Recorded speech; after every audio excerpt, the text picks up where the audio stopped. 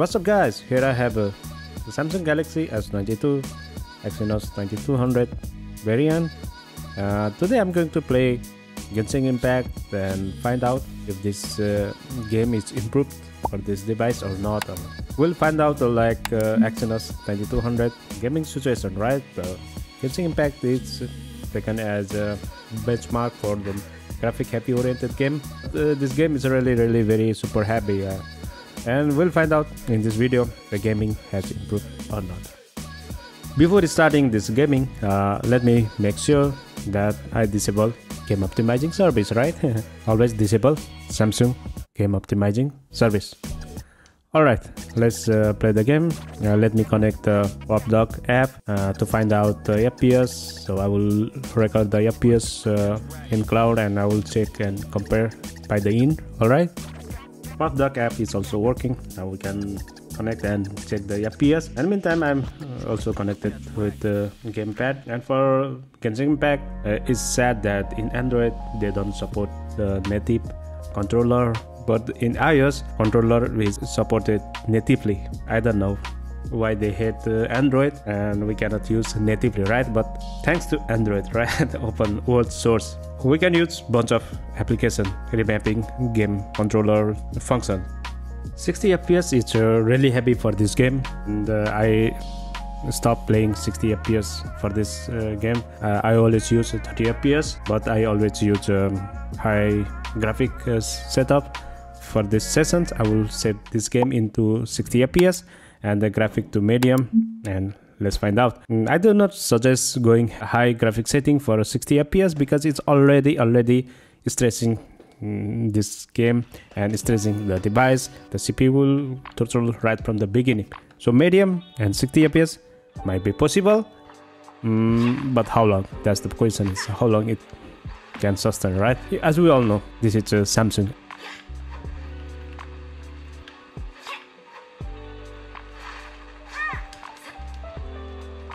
As you can see, the FPS is quite fluctuating, as I told you already. This one is a full quest, but I think I missed a long time ago. As you can see, I'm using a game controller. Genshin Impact natively doesn't support any game controller for Android device, but I'm using third-party application to be able to use here. So key mapping is quite frustrating.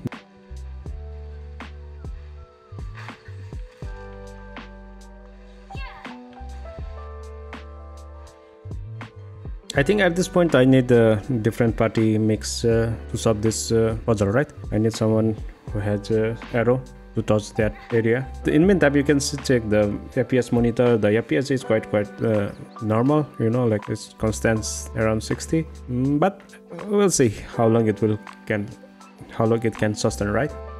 Anyway, let me get some new party mix. It's about 6 or 7 minutes of playing game and the device reached already around 42 degrees Celsius.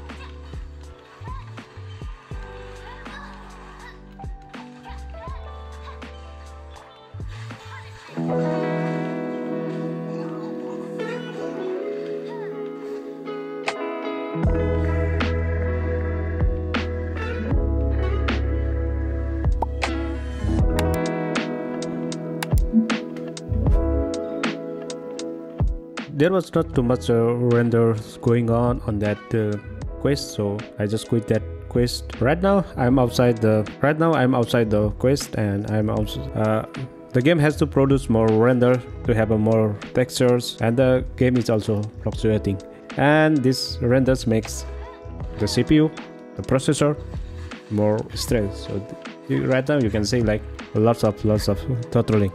So FPS is not holding perfectly fine.